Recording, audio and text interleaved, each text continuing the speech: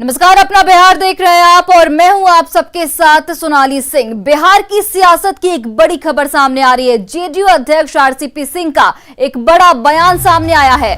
केंद्रीय मंत्रिमंडल में हिस्सेदारी की मांग की है। जेडीयू को मंत्रिमंडल में हिस्सेदारी मिलनी ही चाहिए। आरसीपी सिंह का बयान सामने आया, एक बड़ा बयान सामने आया है। वहीं एनडीए के सभी घटक दलों की हिस्सेदारी होनी चाहिए, यह आरसीपी सिंह का कहना है।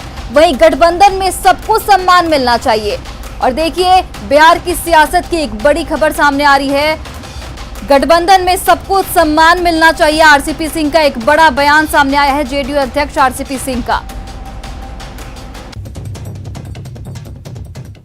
हम लोग एनडीए के पार्ट हैं, बिहार में भी केंद्र में भी है, तो स्वाभाविक है एनडीए के पार्ट हैं तो सबको उसमें हिस्सा मिलना चाहिए। तो है ही। तो आप लोग मांग करते हैं सर कि जब केंद्रीय मांग क्या किया जाता है एनडीए में कोई मांग थोड़ी होती है, एक अंडरस्टैंडिंग होती है, समझ होती है ना। मांग क्या होता है? कोई हमारा कोई हम लोग ट्रेड यूनियन थोड़े है। बिल्कुल भाई हम लोग का एक गठबंधन है और गठबंधन में एक दूसरे का मान सम्मान सभी पार्टी का किया जाता है जी। यानी कि सर केंद्रीय मंत्रिमंडल विस्तार की जो चर्चा है उसमें जेडीयू को भी हिस्सेदारी मिलनी चाहिए। फिर मैं बता रहा हूँ ना कि भाई देखिए, ये तो बहुत नेचुरल है ना कि हम एनडीए के पार्ट हैं, तो स्वाभाविक है कि एनडीए की सरकार है तो उसमें जितने भी एनडीए के घटक दल हैं उनकी हिस्सेदारी होनी चाहिए।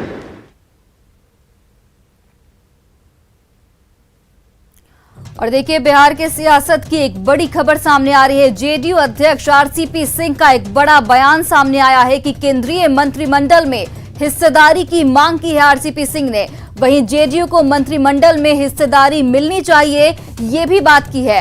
एनडीए के घटक दलों में सभी को सम्मान मिलना चाहिए। सभी पार्टी जो भी एनडीए के घटक दलों में हैं, सभी को एक समान सम्मान मिलना चाहिए। जेडीयू अध्यक्ष आरसीपी सिंह ने यह बड़ा बयान दिया है।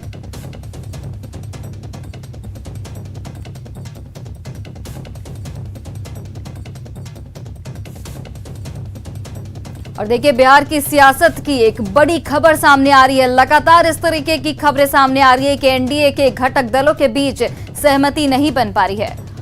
और हमारे साथ आनंद अमृतराज लाइव आ चुके हैं। आनंद, सबसे पहला सवाल तो मेरा यही होगा कि आरसीपी सिंह के इस मांग के क्या मायने हैं? क्या एनडीए में सब कुछ सही नहीं चल रहा है? नहीं, देखिए सोनाली, ये सब कुछ सही चल रहा है। इसी का संकेत है कि आरसीपी सिंह ने बहुत अच्छे तरीके से बोला कि भाई एनडीए में तमाम सहयोगी पार्टी एकजुट है और एकजुटता में कहीं से कमी नहीं है। और जब एनडीए के सहयोगी हैं तो मंत्रिमंडल में जब भी विस्तार हो तो तमाम मंत्रिमंडल में जो भी सहयोगी हैं उन्हें जगह मिलनी चाहिए और जेडीयू को भी मिलनी चाहिए। इस पे सवाल कहां से खड़ा होता है? ये पहली बार है सोनाली कि जब केंद्रीय मंत्रिमंडल विस्तार की चर्चा तेज हुई है और उसमें जेडीयू के किसी शीर्ष नेता ने इस तरीके से दावेदारी ठोकी है कि भी केंद्रीय मंत्रिमंडल में जेडीयू को हिस्सा मिलने चाहिए। आरसीपी सिंह राष्ट्रीय अध्यक्ष हैं और बड़े नेता हैं। नीतीश कुमार के बाद नंबर 2 के कुर्सी पर वो जाने जाते हैं कि नंबर 2 है जेडीयू में इस वक्त। और जाहिर सी बात है, अगर आरसीपी सिंह ने ये बयान दिया है तो इस बयान का गहरा अर्थ है और इसका ये भी बल मिलता है कि बहुत जल्द केंद्रीय मंत्रिमंडल का विस्तार हो सकता है, जिसकी चर्चा आरसीपी सिंह ने हमसे बातचीत में भी कही। और उन्होंने कहा कि हमने भी सुना है केंद्रीय मंत्रिमंडल का विस्तार हो सकता है और जब भी मंत्रिमंडल का विस्तार हो, जेडीयू भी सहयोगी पार्टी है, उसे भी हिस्सेदारी मिलनी चाहिए। जो तमाम एनडीए के घटक दल है उन्हें भी हिस्सेदारी मिलनी चाहिए। तो जाहिर सी बात है, ये कयास बेहद तेज हो गया है क्योंकि इसके पहले भी बंगाल चुनाव जब था तो आपको याद होगा कि बंगाल चुनाव के ठीक पहले इस बात की चर्चा तेज हो गई थी केंद्रीय मंत्रिमंडल का विस्तार हो सकता है। और उस समय भी जेडीयू के लिए था कि जेडीयू मंत्रिमंडल में शामिल होगा या नहीं होगा, तब मंत्रिमंडल विस्तार टल गया था। लेकिन अब जब मंत्रिमंडल विस्तार की चर्चा तेज हो गई है और आरसीपी सिंह ने साफ साफ कह दिया है कि अगर कभी मंत्रिमंडल का विस्तार होता है तो उसमें जेडीयू की भी हिस्सेदारी होनी चाहिए। जी तो आनंद, 2019 में ये कहते हुए नीतीश कुमार ने जेडीयू के केंद्रीय मंत्रिमंडल में शामिल होने से इनकार कर दिया था कि हमें सांकेतिक हिस्सेदारी नहीं चाहिए। साथ ही नीतीश ने यह भी कहा था कि आगे भी मंत्रिमंडल में शामिल होने का सवाल नहीं है। फिर अब ये मांग क्यों उठ रही है? देखिए, अब इसके कई अर्थ निकाले जा सकते हैं। चूंकि आरसीपी सिंह राष्ट्रीय अध्यक्ष है, जैसा कि मैंने आपको बताया कि जेडीयू के राष्ट्रीय अध्यक्ष है, उनके इस बयान का अर्थ ये भी समझा जा सकता है कि अब जब मंत्रिमंडल का विस्तार होता है उसमें भी जेडीयू शामिल होती है। तो ये जो लगातार कयास चलाए जा रहे हैं, कयास चल रहे हैं महागठबंधन की तरफ से कि एनडीए में टूट हो सकती है, बिहार में महागठबंधन की सरकार बन सकती है, तो एक अर्थ ये भी निकाला जा सकता है कि अगर केंद्रीय मंत्रिमंडल का विस्तार होता है और उसमें जेडीयू शामिल होती है तो एनडीए की एकजुटता और मजबूत होगी। तो जाहिर सी बात है एक बयान को इस अर्थ में भी देखा जा सकता है। दूसरा अर्थ यह है कि जेडीयू को भी पता है कि आने वाले समय में जब लोकसभा चुनाव होगा और जेडीयू के 16 सांसद जीत कर आए थे, तो उनसे भी जनता पूछेगी जब आप इतनी बड़ी संख्या में जीत कर आए थे और केंद्रीय एनडीए की सरकार है, डबल इंजन की सरकार है, तो आपके सांसद मंत्री क्यों नहीं बने। तो ये कुछ ऐसे सवाल हैं जिसका जवाब जेडीयू खोज लेना चाहता है। और केंद्रीय मंत्रिमंडल में अगर जेडीयू को जगह मिलेगी तो बिहार में भी जेडीयू की कोशिश रहेगी कि और तेजी से उभरने की और बिहार के विकास में और तेज गति देने की। तो यही वजह है कि आरसीपी सिंह का ये बयान बेहद महत्वपूर्ण माना जा रहा है। 2019 की परिस्थितियां कुछ और थी, 2020 की परिस्थितियां कुछ और है सोनाली, और अब जब कोविड के बाद आरसीपी सिंह ने पहली बार न्यूज 18 से बातचीत की और उस बयान में उन्होंने साफ साफ कह दिया कि भाई एनडीए के तमाम हम सहयोगी पार्टी है, तो हर सहयोगी को हिस्सेदारी मिलनी चाहिए और जेडीयू को भी मिलनी चाहिए। तो इस साफ है कि नीतीश कुमार ने 2019 में किन परिस्थितियों में इस तरह का बयान दिया था, 2020 में जो आज 12 जून है, आज जो आरसीपी सिंह ने बयान दिया वो इस समय की परिस्थितियां क्या है। लेकिन इस वक्त जब राजनीतिक घमासान बिहार में काफी तेज है, जीतन राम मांझी से कल तेज प्रताप यादव मिलने गए तो उसके बाद कई तरह के कयास लगाए जा रहे थे, मुकेश सहनी है, उनको लेकर भी कई तरह के सवाल खड़े हो रहे हैं। तो इन तमाम कयासों के बीच में अगर आरसीपी सिंह ने ये साफ साफ कर दिया है कि मंत्रिमंडल का विस्तार जब भी हो, केंद्रीय मंत्रिमंडल का विस्तार, उसमें जेडीयू को भी हिस्सेदारी मिलनी चाहिए। इसके पीछे बड़ा संकेत यही है कि एनडीए बिहार में एकजुटता दिखाने की पूरी कोशिश में लगा हुआ है और आरसीपी सिंह के इस बयान को उसी अर्थ में देखा जा सकता है। आनंद, तो क्या ये मान लिया जाए कि बिहार में हिस्सेदारी के फॉर्मूले के आधार पर केंद्र में जेडीयू हिस्सेदारी चाहता है?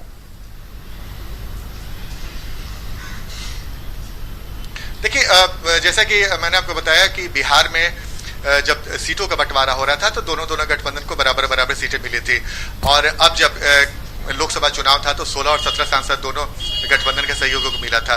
तो जेडीयू, जो हमारे सूत्र ही बता रहे हैं कि जेडीयू चाहती है कि केंद्रीय मंत्रिमंडल का जब भी विस्तार हो जेडीयू को सम्मानजनक सीट मिले, और जो हमारे सूत्र है बता रहे हैं कि जेडीयू 3 सीट का डिमांड कर रहा है कि केंद्रीय मंत्रिमंडल के विस्तार में जेडीयू को 3 सीट मिलनी चाहिए।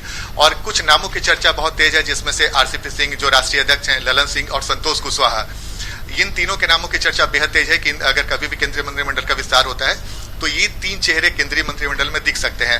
जेडीयू की पूरी कोशिश है कि ज्यादा से ज्यादा प्रतिनिधित्व मिले, और 3 के बारे में हमारे सूत्र बता रहे हैं कि जेडीयू को 3 सीट चाहिए कम से कम, ताकि केंद्रीय मंत्रिमंडल में सम्मानजनक तरीके से वो शामिल हो सके। अब बीजेपी को निर्भर करता है कि बिहार में अपने सहयोगी को कैसे संतुष्ट करती है, और जब भी केंद्रीय मंत्रिमंडल का विस्तार होता है और जेडीयू को शामिल किया जाता है या नहीं किया जाता, और किया जाता है तो उन्हें कितनी जगह दी जाती है।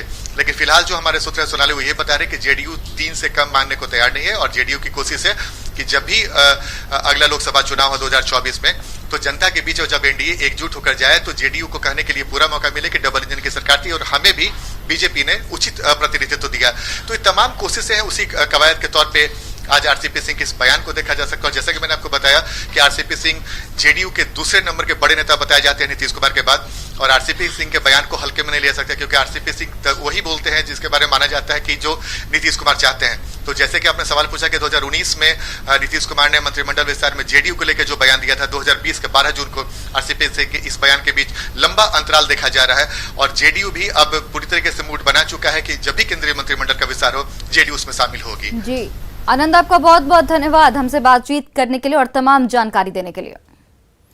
वहीं बीजेपी के प्रदेश अध्यक्ष संजय जायसवाल ने 22 और बांका घटना को लेकर अपने ही शासन प्रशासन पर नाराजगी जताई है। साथ ही लालू यादव को बेल मिलने के बाद विपक्षी दलों की तरफ से ये कहने पर कि अब बिहार में खेला होगा, इस पर कहा कि सरकार पूरी तरह इंटैक्ट है।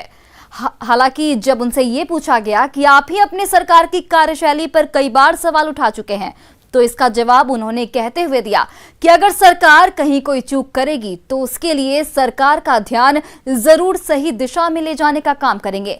संजय जायसवाल से बात की संवाददाता अमित कुमार ने। अगर कहीं भी दलितों पे अत्याचार होगा, हमारे यहाँ कहीं भी अति पिछड़ों पर होगा, किसी भी समाज के वर्ग पर होगा, तो जरूर हम उस बात को उठा करके उसको सॉल्व कराने का प्रयास करेंगे। मैं माननीय मुख्यमंत्री जी का आभारी हूँ कि 82 की जो घटना घटी और एक जो साजिश चल रही थी उनको वहां से उजाड़ने की, उसको स्वयं उन्होंने संज्ञान में ले करके उस घटना को सॉल्व किया।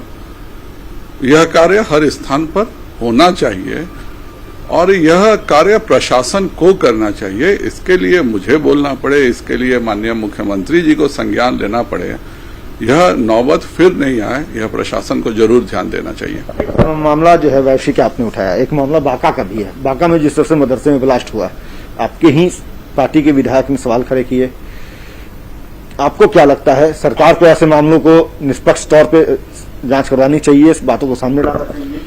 आपराधिक घटना है बांका की और बहुत ही खराब आपराधिक घटना है और अपराधी जो भी है वह हर हालत में पकड़े जाने चाहिए और इस तरह की घटनाओं को बहुत ही सीरियस संज्ञान लेना चाहिए। पर यह शुद्ध आपराधिक घटना है और जिसने भी यह आपराधिक कृत्य किया है उसको सजा हर हालत में मिलना चाहिए। इसमें सभी एंगल्स की जांच तो होनी चाहिए। अगर कहीं पे कोई घटना घट गई तो पूरा गांव छोड़ के क्यों भाग गया, इसकी भी जांच अवश्य होनी चाहिए।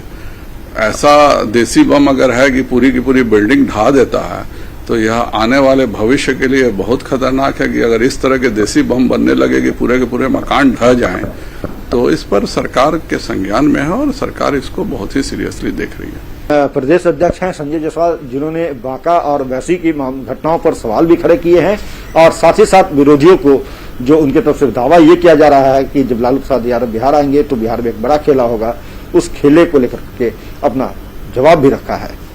कैमरा पर्सन दीपक के साथ अमित कुमार, न्यूज 18 पटना।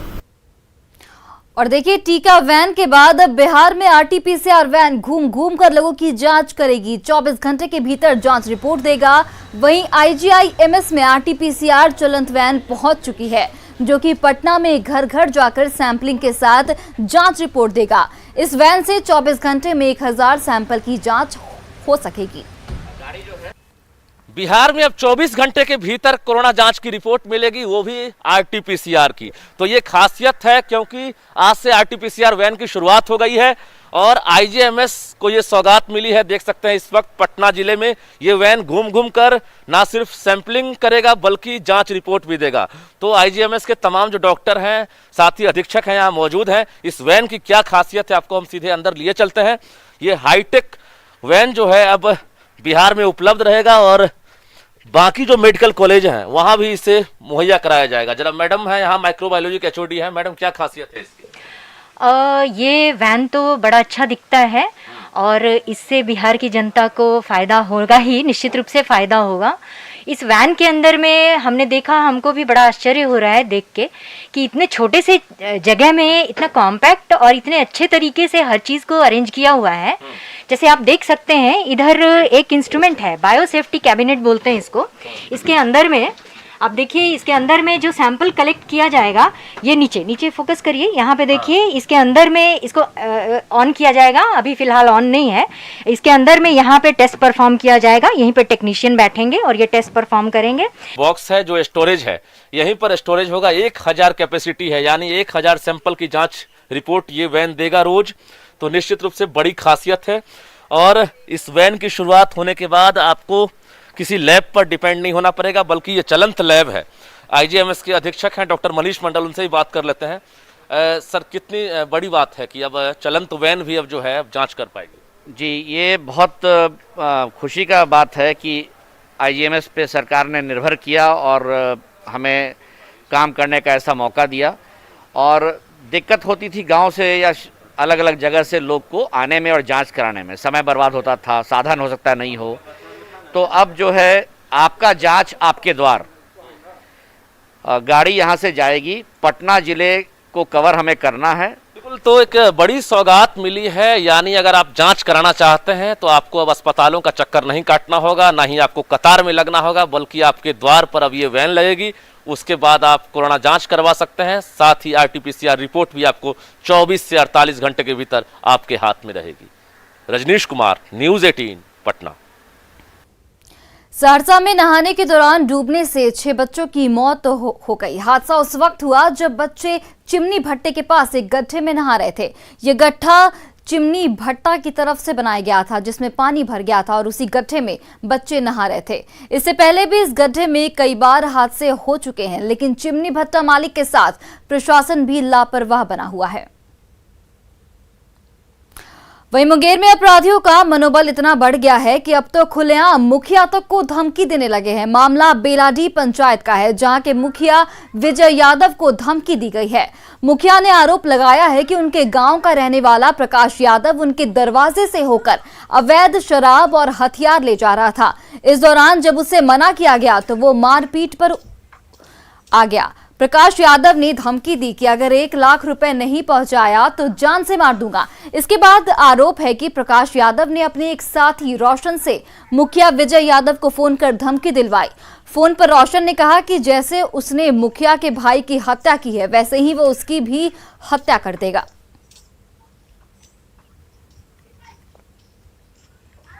और चलिए सुनते हैं इस धमकी भरे उस ऑडियो की एक छोटी सी क्लिप।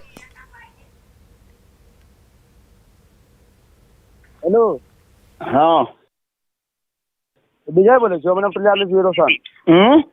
ओने प्रयास रोशन बोले छियै जे 2 मर्डर करले छियै, तेसरो मर्डर तोरा नंबर छौ। अरे बताबो जा हमरो तो मर्डर करबा। हाँ तो ठीक है, हम तैयार छे मरे ला। एगो भाई तोरा मारलो छौ ना, तो दूसरा मारी में किस केना क्यों होई छै? हां एगो भाई तोरा मारलियो ना, तोरा मारी में किस होई छै? अच्छा इतने गो न हां जेलो से अभी अइले न छै, और फिर उसमें जेल जाके पूरा नंबर लगी इसको। अच्छा और देखिए, मुखिया विजय यादव ने थाने में एफआईआर दर्ज कराई है, जिसमें प्रकाश यादव के साथ मनीष यादव और रोशन यादव को आरोपी बनाया गया है। हालांकि मुखिया ने प्रशासन पर इस मामले में लापरवाही से जांच का आरोप लगाया है। तीनों आदमी क्रिमिनल है। प्रकाश यादव मेरे गांव के ही आदमी है, मनीष यादव और रोशन ये तारापुर लपटोलिया के हैं। ये तीनों वांटेड क्रिमिनल हैं। और यहाँ तक ऑडियो में जो है कि उसका सीधा कहना है कि हम 2 का मर्डर कर दिए हैं। तुम्हारा भाई जो पूर्व मुखिया था, उनको मारने में हमको देर नहीं लगा, तो तुमको मारने में मुझे कितना देर लगेगा। ये सारे लोग क्रिमिनल है। बांका, भागलपुर, मुंगेर सभी जिला में ये लोग वांटेड है। दरवाजे होकर के नहीं जाइए, इस ये बात का सूचना हम प्रभारी को भी कई बार दे चुका है, लेकिन कोई एक्शन नहीं लिया। और इसी बीच गोपालगंज से एक बड़ी खबर सामने आ रही है। बारात में मछली खाने के लिए खूनी झड़प हुआ है। मछली के मुड़ा के लिए झड़प हुआ है और झड़प में दोनों पक्षों के 11 लोग घायल बताए जा रहे हैं। दोनों तरफ से कुर्सियां चली। और देखिए, गोपालगंज से एक बड़ी खबर सामने आ रही है, जहां पर मछली के मुड़ा के लिए झड़प हुआ है। बाराती में मछली खाने के लिए विवाद हुआ और इस विवाद में दोनों पक्ष के कुल मिलाकर 11 लोग घायल बताए जा रहे हैं।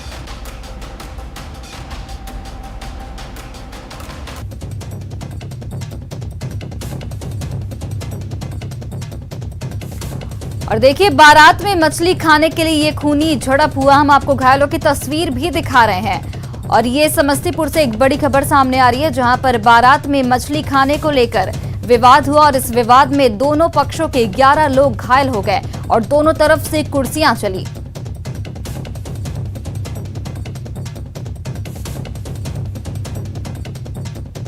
और देखिए, बारात में मछली खाने के लिए खूनी झड़प हुई। और मुकेश गोपालगंज से हमारे साथ जुड़ गए। मुकेश, क्या कुछ अपडेट आपका इस मामले में?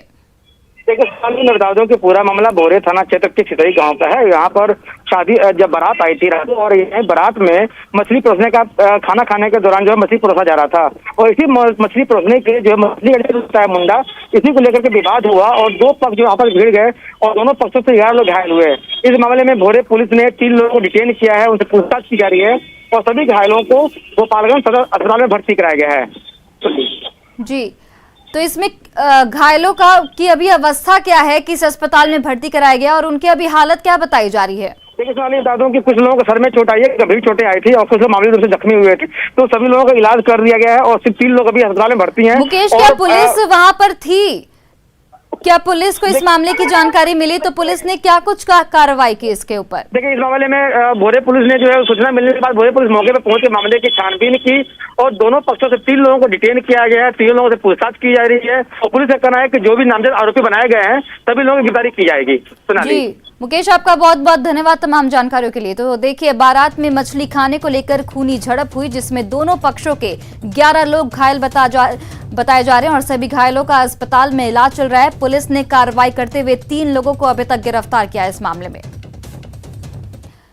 समस्तीपुर में मद्य निषेध की टीम ने बड़ी कार्रवाई की है। मोहनपुर गांव पर छापेमारी कर पुलिस ने 178 कार्टन शराब जब्त किया है। वहीं 3 तस्करों को भी गिरफ्तार किया है। शराब तय खाना बनाकर छिपाई गई थी। इस बड़ी कार्रवाई के बाद इलाके में हड़कंप मचा है। फिलहाल पुलिस पूछताछ कर रही है कि शराब की सप्लाई कहां की जाती थी, जिससे कि इस पूरे गिरोह का खुलासा हो सके।